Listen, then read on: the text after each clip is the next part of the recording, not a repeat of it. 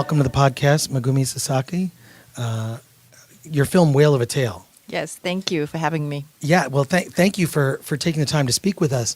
I mean, there's so much to discuss with this film, not just the subject at hand, which is whaling in the hunting whale and dolphin in the city of Taiji. Right. But there's also a larger discussion about just how we speak to each other. But tell me how this project came about, because from the footage, you've been working on this over a decade, it seems. That's how I feel like it, but it took me 6 years to finish it. Yeah. Yes. And what drew you to the subject personally? It's clearly a personal film for you. Sure. I'm Japanese. I live in this country for almost 30 years. And I always wondered why, when it comes to whaling, we only hear one side, which is totally negative. Because in the U.S., any controversial subject such as gun control, abortion, or President Trump, we always hear both sides. But when it comes to whaling, we only hear one side. So I figured that's a lack of information. And when I saw the movie The Cove, I was totally shocked in many ways. First, it was a really well done film, but it's one-sided. It's full of prejudice and misinformations, misleading. It has an agenda to push. Yeah, exactly. So, I'm sorry, Anthony. Hi. Hello. I didn't know you were participating. Yes, so yes. now here we are. So, I was wondering, so why, why does this happen? Why, this is happening and this film is allowed to be, released like this. And more surprisingly, we didn't hear any criticism from Japan about the film. And more so when the film won the Academy Award, I was like totally shocked. Why, the whole world made it happen. Nobody stopped it. Nobody made a complaint about that. So when I saw, Oscar Academy Award, and I thought, I really have to make this. Well, it's important from the standpoint of it. I mean, as Americans already live in the American bubble, and then there are many bubbles underneath that bubble. And it's really, I mean, I really think it's just because, for the most part, most Americans don't travel outside the United States and experience other cultures, where there are just, people just live differently. And to put that, those blinders on and that judgment, I think, is naive. Yeah, we have the tendency to villainize those differences. Right, exactly. I mean, to me, Japan is an island, and so there's a lot of, I love sushi, so what can I say? I mean, fish is fish, and so that came with the culture. So I don't understand, and then also was pointed out in your film, well, you eat lamb. Lamb are really cute in a delicious gyro. You know what I mean? So it's like, I almost think, part of what was going on in my head was like judging like where's one animal better than another? I mean, rats, which are, they spread disease, but they're also rats are incredibly intelligent. Right, exactly. Creatures. So how we define the intelligence of the animal. Exactly. Yeah. And then where do we use that judgment? I mean, it's, it's part of the, it's our life cycle, right? But those prejudices really play a big part in the film. You see there the protest group comes to Taiji and is protesting, because I think Americans' minds would change if they actually saw a meat processing plant and the specifics of carving cows up with the way that they're carved, right? I mean, it's I think, it's even like in the U.S., some states in the United States, it's illegal to show animal slaughter images in the public, like, publicly, like on the television or magazines or newspapers. But when it comes to whale and dolphin hunting, the image is everywhere. Nobody stops that. Right. And so, right there is like sort of like mind control, And then I understand that, farm animals like cows and chickens, those are sort of like, I think until recently, until like animal welfare, animal rights movement, those animals' meat are considered to be like resources. You know, people didn't really think those are live animals, those are life there. And I think whales used to be considered as just a resource to take the blubber out for the oil, for the fuels, you know, back in the, I think the 19th century or early 20th century. So people didn't consider it's a life animal, that we are taking a life away from it. But when you kill dolphins and whales, like for Taiji people, it's, you know, it's the matter of survival for these people. Not anymore these days, modern days, but for their ancestors, it was their survival because they could not grow rice, vegetables, you know, geographically, and they are located on the tip of a peninsula and happen to be a passageway for whales and dolphins.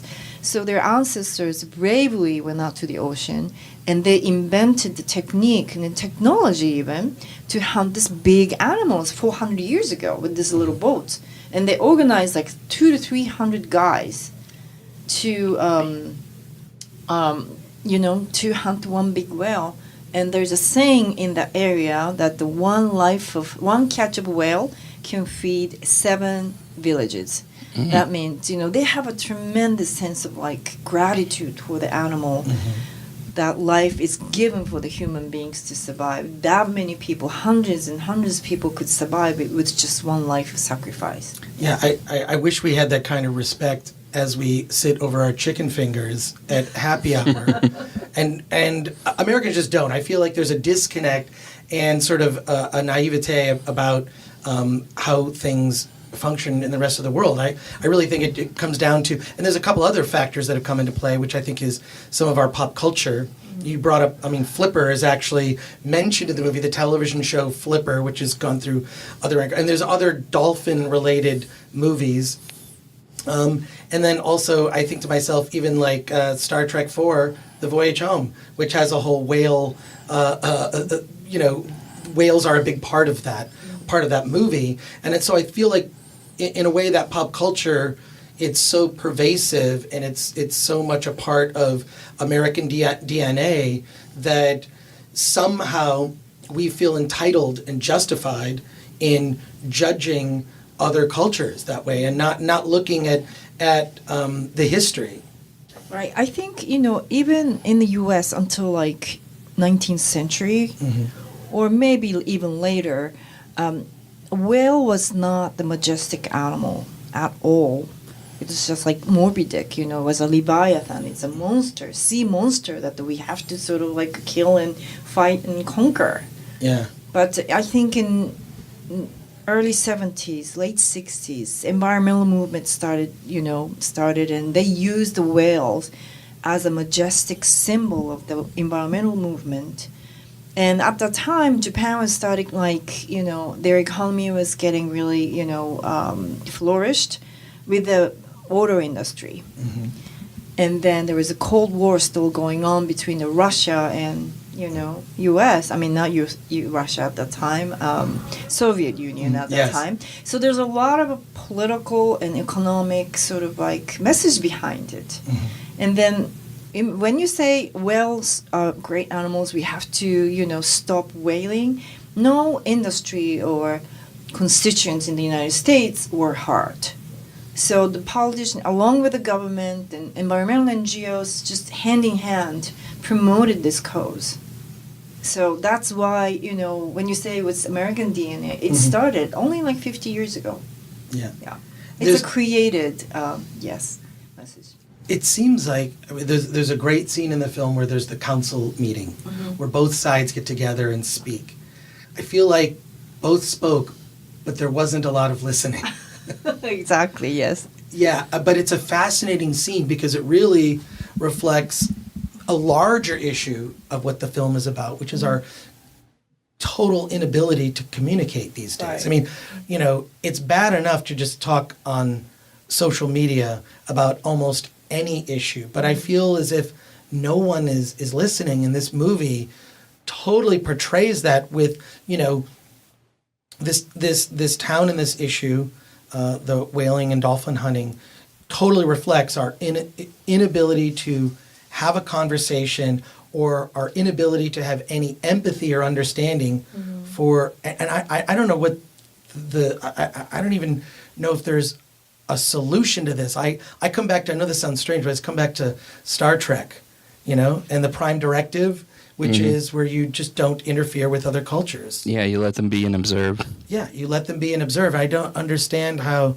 and I guess it's also our narcissistic culture that feels entitled to. I felt really terrible when some of these environmental protesters who feel very passionately, and I understand, but they were cruel to people they didn't know. Yeah, they were bullying. Yeah. Just flat out. It was bullying. Yeah, exactly. I thought, when you talk about bullying, I thought, when I first saw The Cove, I thought that was bullying, because documentary film can be a very powerful tool, can be a weapon, But when you come from Hollywood with a multi-million-dollar budget, with the most updated technology and camera and equipment, and point the camera towards fishermen in a little village in Japan, I think the power balance is off there.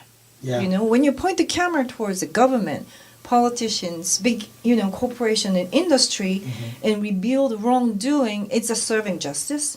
But when you point the camera towards the little people in a little village who are powerless, who doesn't have any voice, I think it's just a bullying.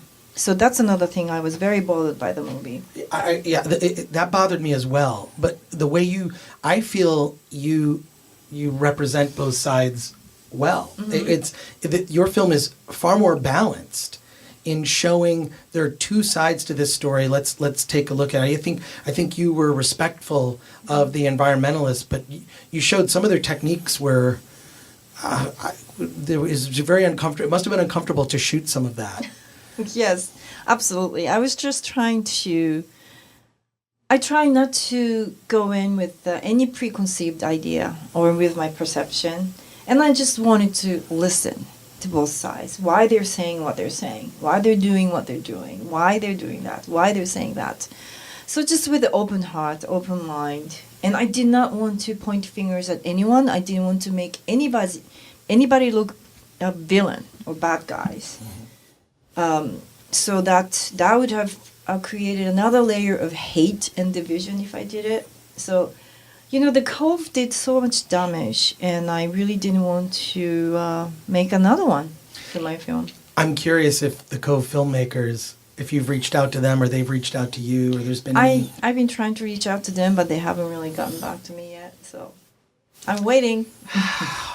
Well, see, I do feel that you humanized. I mean, even there's one guy in it, and I forget, he has a nickname. What's the larger gentleman, environmentalist, he looks like a biker. You mean the Japanese guy? No, not the Japanese guy. Scott.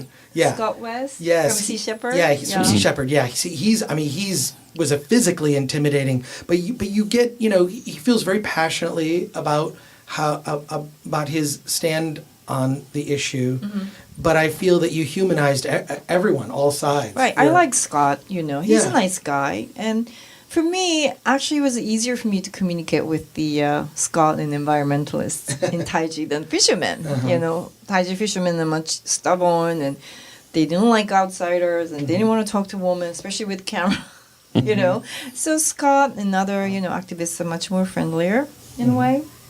And I respect his passion. And he brought in something, his presence was really a wake-up call in many ways for Japanese. And there's the writer from AP. Yes, Jay. Jay, yeah.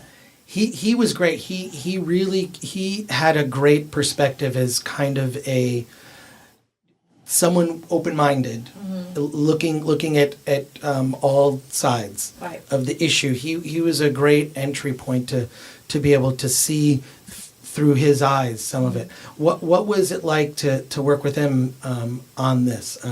It was, interestingly, I didn't meet him until the end of 2014. So he came in very late in the production. And when I saw him, I met him and I talked to him, I was like, he's definitely going to be in my film. But I was very careful because he was a very careful and considerate person. He didn't want to forthcoming. And he didn't want to, he was living in Taiji very quietly. So, and he was a very careful person. So first I didn't ask him to be on the camera. Gradually, I just talked him into it. And then at the end, we were like editing, and which I didn't know. I thought he was going to be first, just one of the major, characters. But at the end, we made him as almost like a guide through the film, because I don't know if he likes the way I say it, but he's almost like my alter ego. He represents what I wanted to say, and we're sort of like a reverse image, of the mirror, because. He's American, living in Japan for a long time, and I'm Japanese, living in the States for a long time. So we both share the same idea and thinking towards this issue, what's happening surrounding whale and dolphin hunting, which is like, we're just so sad, and why two countries we both love so much had to fight each other and hate each other over, just dolphins and whales, and why... is there any way that we can just do something with this, division? So that's why I really appreciate Jay and participating in the film and being my voice and being the voice of the film, actually. Yeah, I think that Westerners watching the film will he's a good guide into the subject. But I'm curious, has the film screened in Japan? Yeah. And what has been the reaction there? Oh, Japanese really like the movie a lot. They even, I think, many people expressed me that I took this very challenging endeavor and I made a movie, because it's a very sensitive subject and very sensitive political subject. And they actually like the fact that I made it, balanced film. It's not one-sided. It's not like supportive of the whale and dolphin hunting practice of Japan, and which I'm not. There's so many different kinds of whaling and hunting. So I just don't want to put everything in the basket. But I'm very sympathetic to the little town like Taiji, because small towns like Taiji with the unique culture and histories, they're suffering all over the world. It's not just Taiji, under the pressure of globalism. And especially, so if there is a colliding force here, I think it's not between U.S. and Japan or between Japan and the West, but it's more about the globalism versus localism. I think when you look at the world in that light, I think the same thing is happening everywhere. It's a very common, problem, I think. And now the film is about to screen in the United States. Yay! What is that experience? I mean, it's been screened. It's screened before this a few times. What has been the reaction? And now it's about to, go out into the public and the world, opening in Los Angeles and New York, and then going wide. What has been the early reaction to the movie here? It's been surprisingly positive. I thought there's going to be much more negative reactions to it, but surprisingly, people are accepting and understanding of the film. Yes, which is a good surprise. Yeah. What about Scott and Jay? What do they think? Scott, first of all, Scott doesn't like the movie. Oh, okay. Yeah, that's understandable. Right. Yeah. But he's very cooperative, and he showed up for the webcast in Japan, and he hasn't been changed, and just like, hardcore activist, and he hasn't changed his mind at all. And Jay's been, I think, happy too.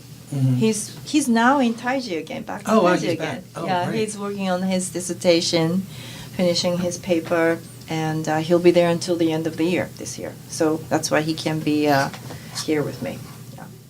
And I have to ask, have you eaten whale or dolphin yourself? Does it taste like chicken? What is the, what? I have to ask. This is going to come up at the Q&A. It's going yeah, sure, yeah. This is the third time I've been asked the same question today. Yeah. Only Oh, today, right. yeah. See? So it's good. Yes. Look, I like swordfish. I love swordfish. I had some yesterday. It's not something I eat on a regular basis, but I'm just, have you? Or? Yeah, whale meat was a very common school lunch menu as I grew up in Japan. And the fried whale meat, was served until, very commonly, until late 80s, until when commercial whaling was banned in Japan. So it was a very accessible food, but now it's very, very expensive, so it became almost like a delicacy. And Dolphin, I ate first time in my life, and I filmed, in Taiji, and when I was negotiating with the leader of whalers, and they once shut down, shut the door, and then they just didn't want me to come in anymore in 2014. Mm-hmm. So I had to go to the leader's house, and then, the first thing he served was dolphin sashimi with a bottle of like shochu, like hard liquor, Japanese liquor. So, I was negotiating, and I wanted to be on their boat, which is very unusual. They hardly ever allow anybody to get on the boat to film, which I accomplished. So, you know what it took. Yeah. Yeah. So I ate, the dolphin sashimi, which tastes like beef carpaccio with a fishy flavor. Yeah. Wow.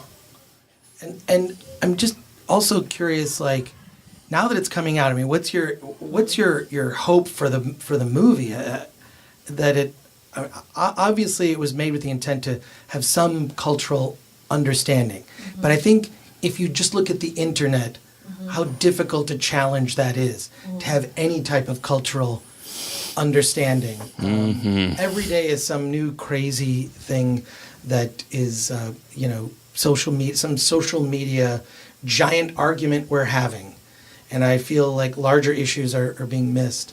Right. But what is your hope for the film? Well, I'm not here to change anybody's mind. I'm not an activist. I'm just a filmmaker. I'm just a storyteller. Mm-hmm. So, and then I'm just trying to present the other side of the argument, the voices, which is not represented at all. So I just wanted the world to know there's always another side. And then just provide the information, insights, which haven't been available mm-hmm. in U.S. So I think just people to realize it and form their own mind. I'm not imposing my idea or my values. I'm just putting all the ingredients in front of the table, and then whatever they want to cook with it, that's up to them. I truly believe your film has the potential to open a dialogue if people come into it with an open mind. Mm-hmm. That's the problem, though. Right. Exactly. A lot of us have a view of something, and we're not willing to compromise it, and we're not willing to take in the other side. I mean, I'm not necessarily for whaling, but I understand that it's pretty much a necessity, or at least it once was, mm-hmm. and I think your film perfectly captured that. Thank you. It really did. And you even talk about in the film the kind of Twitter war mm-hmm. between the United States and Japan. It was this. I mean, it was so disheartening because I feel like there are Twitter wars that break out daily over. Exactly. Yeah. Yeah. So.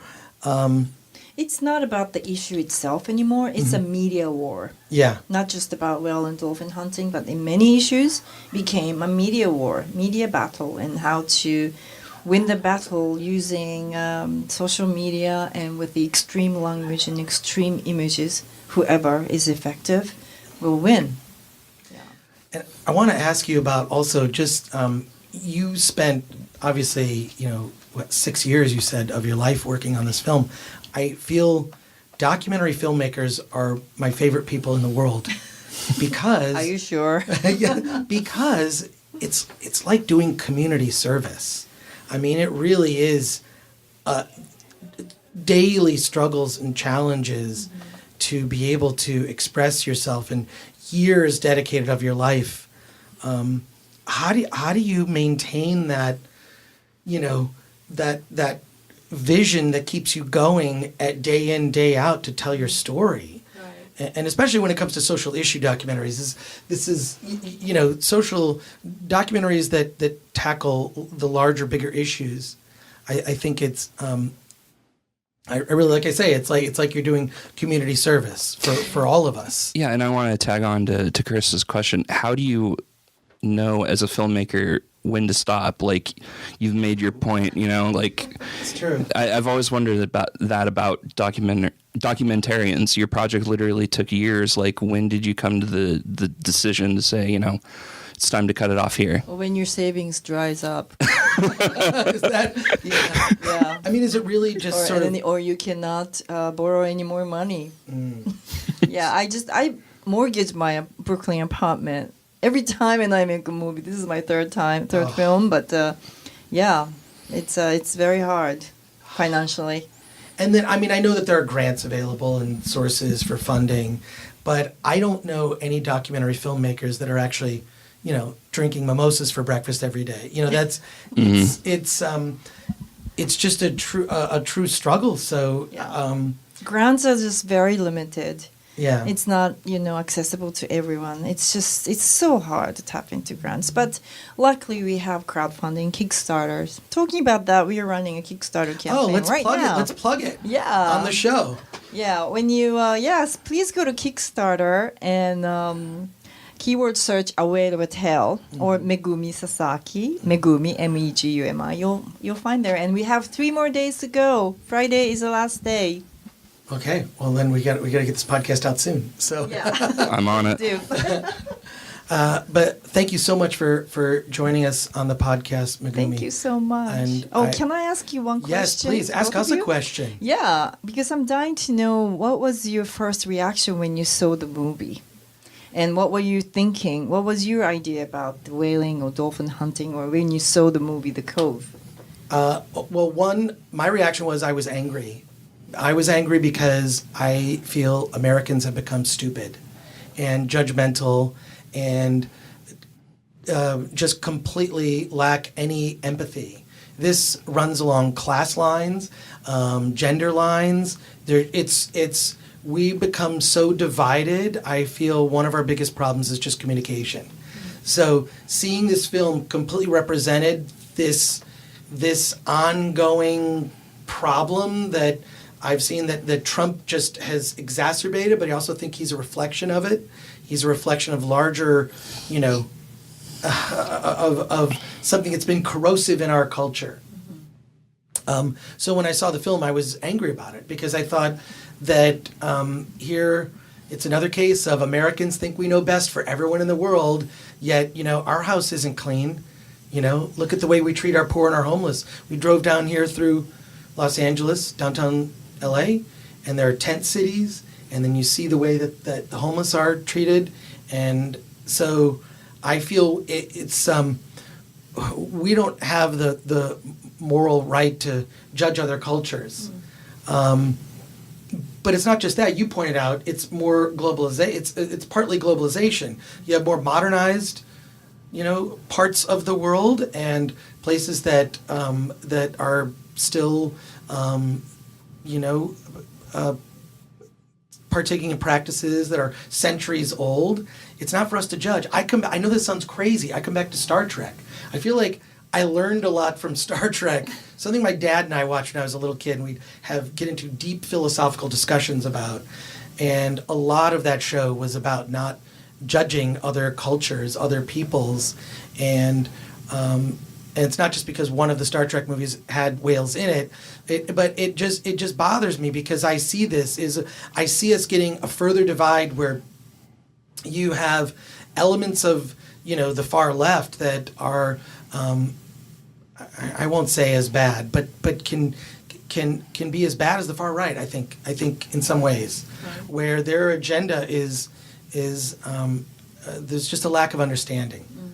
I'm sure we're going to get emails and letters about this. Yeah, probably. But that was my reaction, was just being almost embarrassed for America, which is I think how a lot of people have felt with Trump's election. So, and now we just lost 100 listeners. I don't know, but I feel the way you presented it was so beautiful. So Thank you. You present the people in the town, the fishermen, the children. You humanize them. Yeah. Humanize everyone. I think I think when you get into a situation where you're looking at people as groups, I think that's dangerous. I think we need to look at people as individuals. Or even not as just a group, but people see it just as a signal or sign or word, like dolphin killers, dolphin killing town of Taiji. And there's no idea, I mean, people don't have any idea. It's a real town of real people and a real life, and that is really disrupted by descending, the Hollywood movie descends that town. As far as my reaction goes, I was born and raised in the mid-coast, California mid-coast. I grew up near the beach, and I have a very deep love for the ocean and, the animals in the ocean. I love seafood. It's my favorite. But, I can't stand when people litter the beaches. I can't stand that people dump their trash in the ocean. I can't stand that, some of these, fish are basically fished out of existence. With that said, I'm not for whaling. I think that they're intelligent creatures that should be protected. But who am I to impose my will on other people? It's none of my business. And even if I was, super duper passionate about protecting these animals, there's a way to go about it. There is a way to open up dialogue. There is a way to communicate feelings. I mean, you had people in your film literally telling the Taiji people, I wish you weren't born. You're a terrible person. And that really broke my heart. That's not how you change minds. It's not. It's just not. Even though I'm against the whaling, like I'm not against the people that do it. Especially if it is a necessity, especially if it is keeping their town afloat. But I do have a question for you. Do you believe that the Taiji people are open to talking and negotiating this issue? Or do you think, they are kind of closed off from it, given, their experience with outsiders kind of, forcing their opinion on them? I think now mayor especially is open to the dialogue. Mm-hmm. And then they used to shut down all the media, even the Japanese media. They didn't want to talk to anybody. They were like, just leave us alone, kind of like attitude. And I told him that it's very important to communicate with the world, especially when they are a target of the criticism. Yeah. If they don't speak up, the world opinion would go out, without their wishes, without their voice, and it's a free fall. So you really have to speak up, and that's what I told them. So hopefully they will be more accepting the other, accepting from the other part, people from other parts of the world and opinions. And yes, I'm sure they're willing.